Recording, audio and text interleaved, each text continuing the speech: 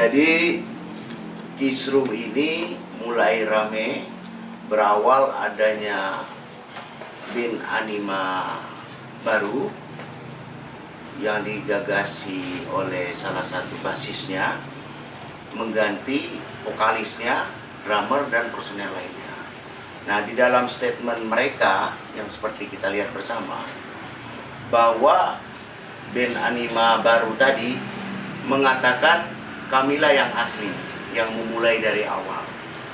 Ini kan sebuah pembicaraan pembohongan publik. Kalau kita berbicara palsu, palsu itu kan bahasa yang tidak pernah tunggal. Satu contoh, ada uang palsu, tentu ada uang asli kan. Ada ijazah palsu, tentu ada ijazah asli. Nah, kalau kita tarik tadi, yang asli itu mana? Yaitu mereka ini. Yang asli itu sudah terdaftar atas nama mereka ini, personel band. Berdasarkan peraturan merek, yaitu Undang-Undang Nomor 20 Tahun 2016 tentang merek dan indikasi geografis.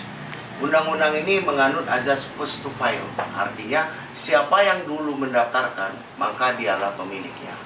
Nah, kebetulan ini sudah terdaftar duluan, dialah pemiliknya. Nah, bagaimana dengan yang kedua ini? Apakah ini bisa keluar juga atau tidak? Kalau kita berpedoman kepada pasal 20 dan 21, ada faktor-faktor merek yang tidak bisa didaftarkan dan akan ditolak pendaftarannya. Pertama, apabila merek itu diajukan oleh orang beritikat tidak baik, itu kata pasal yang tersebut tadi. Kedua, apabila memiliki persamaan pada keseluruhan dengan merek terdaftar atau memiliki persamaan pada pokok. Nah, mengacu ke undang-undang merek, jika merek itu sudah terdaftar, maka pemilik merek ini, kebetulan nama bertiga ini didaftarkannya, berhak untuk melarang. Nah, kalau kita berpedoman kepada pelanggaran hukum, tentu di dalam hal ini ada konsekuensi hukum.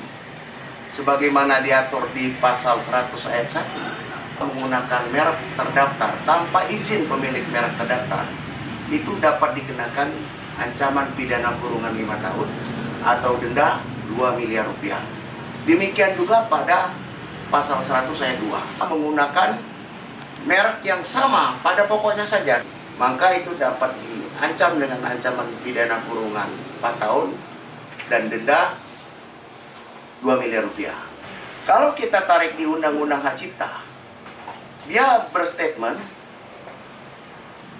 yang lama ini adalah palsu, padahal masih eksis. Artinya, dia tidak mengakui atas karya-karya cipta karena lagu-lagu itu masih dipegang penciptanya oleh yang kelompok ini. Nah, itu kan dapat dimungkinkan apabila dibuktikan hak ekonomi ini tidak jatuh kepada pencipta aslinya, itu juga bisa disangkakan pidana tentang pelanggaran hak ekonomi. Dan dikhawatirkan juga menghilangkan hak moral. Logikanya begini, yang asli kami, katanya, menurut statement dia. Artinya karya-karya besar yang asli di sini tidak diakui ya. Itu sebuah pelanggaran. Dan lagu-lagu hit seperti Bintang itu diciptakan berawal terobsesi oleh penciptanya. Kebetulan lagu Bintang itu aku ciptain buat mantan pacarku, namanya Bintang, sekarang menjadi istri. Alhamdulillah kita dapat omongan 2 karena dari lagu itu. Jadi emang aku ciptainnya dari tahun 2003-an lah, 2003-2004 di Bandung. Akhirnya jadi singlenya Anima, populer lah kita 2005 di TK, meledak sampai sekarang. Cuman aku yang nggak terimanya itu semenjak ada Anima yang sebelah, jadi dia nge-recycle lagu itu dengan vokalis yang baru. Aku bilang sama istri, karena istri sampai detik ini tuh manajer personalku kayak gitu. Aku bilang, kok ini bisa ya gitu, karena aku selalu menghargai vokalis original. Aku selalu bilang sama Rino, karena Rino ini gitaris satu lagi tuh sobat deket juga. Aku sering curhat sama dia, no ini nggak bisa kayak gini, original itu tetap Lucky. kayak gitu. Jadi nggak bisa digantiin kayak gini, kita harus tegur. Aku pernah message di Facebook, sampai sekarang tuh nggak dibalas sudah berapa tahun ya. Itu lumayan, ini udah lumayan lama sih. Terus Rino juga aku bilang, no, coba konfirmasi ke LD. Ternyata Rino itu WhatsApp-nya itu diblok sama LD, Instagram diblok, aku nanya sama Lucky juga, mereka diblok semuanya gitu. Jadi ini ada apa gitu? Karena aku berpikirnya Anima itu ya originalnya ya ada Lucky, ada Rino, ada Engkan, ada Andri. Aku selalu bilang, ayo kita soan yuk sama LD. Cuman mungkin sama LD-nya kita nggak gimana ya, nggak deket mungkin ya. Dia nggak terima kali. Ya akhirnya kita berpikiran ya Anima ini ibaratnya jangan ada sampai ada kata-kata yang mereka tadi kan kita ngelihat ya, mereka mengundurkan diri keluar. Kalau katakan tuh nggak ada kata-kata kayak gitu. Jadi intinya karena posisinya manajemennya udah tidak baik, akhirnya kita merasa ya udahlah, gue mau refreshing, intinya itu rehat dulu lah gitu kan. Akhirnya aku rehat dulu tuh, mau gue kayaknya ini dulu karena manajemennya udah mulai tidak baik lah gitu kan. Aku pengennya Anima ya Anima kayak gitu dulu, kita solid gitu kan. Kru tim produksi juga kita dulu zaman indie label itu sangat solid sekali. Jadi pas kesini itu banyak mungkin kalau aku lihat sih sindrom sih.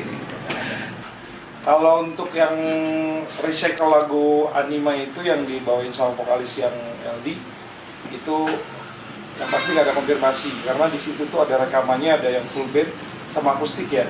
Dan aku sebenarnya nggak merasa nggak baik lah gitu, maksudnya kok nggak bilang gitu. Ada beberapa mereka perform bawain lagu bintang gitu. Jadi bener kata lawyer kita, jadi mereka mengambil hak ekonomi dari kita sendiri gitu. Berarti royalti nggak dapat? Kalau royalti sebenarnya itu kan di publisher label. Izin tapi nggak ada ya. Izin nggak ada.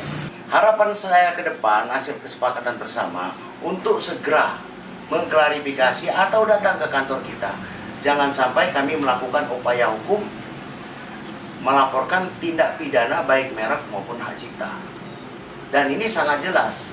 Pertama, kalau berbicara merek, tentu kita ada bukti hak eksklusif pemberian dari negara berdasarkan pendaftaran. Dan hak cipta itu tentu bisa dibuktikan secara deklaratif. Jadi begini, saya sebutkan sedikit. Kalau merek ya, diakui kepemilikannya setelah terdaftar seperti begini. Sementara hak cipta itu adalah hak eksklusif yang timbul secara otomatis berdasarkan prinsip deklaratif. Akan dilihat siapa yang mendeklarasikan pertama. Tentu yang ini. Nah, kalau kita berbicara dua alat bukti untuk memenuhi unsur pidana, ini udah kebanyakan. Makanya lebih baik musyawarah mufakat sebelum upaya hukum ini terjadi. Gitu. Dan bagaimana kronologis Anima Band ini sampai terjadi begini atau kapan ini mulai terbentuk, silakan tanyakan ke vokalis dan musisinya. Ya, kalau dari Animanya sendiri sebenarnya di tahun 2012 itu saudara LD ini sudah membuat apa ya bahasanya nuansa yang kurang sehat di dalam band ini. Jadi sudah membuat apa namanya istilahnya tuh nuansa lain yang berbeda dari visi misi awal Anima terbentuk. Jadi beliau juga memasukkan personil baru, ada yang seperti vokalis kita ini sebenarnya tanpa konfirmasi langsung diganti. Jadi artinya secara hukum pun kami bertiga tidak pernah mengundurkan diri atau keluar dari band Anima itu. Jadi mungkin bisa-bisanya dia aja gitu. Tapi pertanggungjawaban kami terhadap penggemar kan memang besar, karena Anima Band ini memang band yang kami pupuk dari awal fondasinya dulu sampai sekarang dikenal sama masyarakat gitu. Jadi sebenarnya asli atau palsunya itu sebenarnya masyarakat tuh sebenarnya udah tahu tuh, tapi kenapa tidak harus ada kata-kata itu keluar dari mulutnya LD gitu. Artinya aslinya palsu kenapa gitu. Karena kami pribadi pun tadi beranjak dari pertemanan tadi, kami tidak pernah memungkiri bahwa LD adalah bass anima, silakan. Andri adalah drum anima, silakan. Lucky vokalisnya, Engkan, saya gitarisnya, silakan. Tidak ada pernah ngejudge itu, oh dia bukan, enggak gitu. Tapi kok beliau kitanya begitu gitu. Kok sudah membuat statement di mana-mana bahwa ini palsu, ini asli gitu. Sementara langkah hukum sebagai warga negara yang baik, kami mendaftarkan hak merek itu ke Dirjen Kekayaan Intelektual. Nah, sesudah itu baru dia mendaftarkan lagi. Nah, ini ada apa gitu kan. Jadi kenapa, dan sepanjang pengetahuan kami pun saudara LD ini tetap manggung memakai lagu Bintang itu tanpa ada konfirmasi dari beliau ke penciptanya gitu. Maksudnya gini, artinya kan kalau memang dia ngeband, dia ini musisi, ya bikinlah karya baru gitu. Jangan pakai originalitas kami yang kami pupuk dari dulu, yang kami fondasi dari dulu gitu. Karena buat kami nama itu sesuatu yang kami bangun bersama, sesuatu yang kami jaga, sesuatu yang kami ini dengan segenap jiwa raga lah, sebagai dulu kita ngeband bareng-bareng gitu. Kenapa kok sekarang ada statement ini asli, ini palsu? Kenapa? Ada apa? Gitu kan, gitu aja sih. Anima itu sebenarnya adalah pemberian nama dari seorang teman, sahabat kita. Dan kami bertiga pun sudah mengkonfirmasi ke si pemberi nama itu.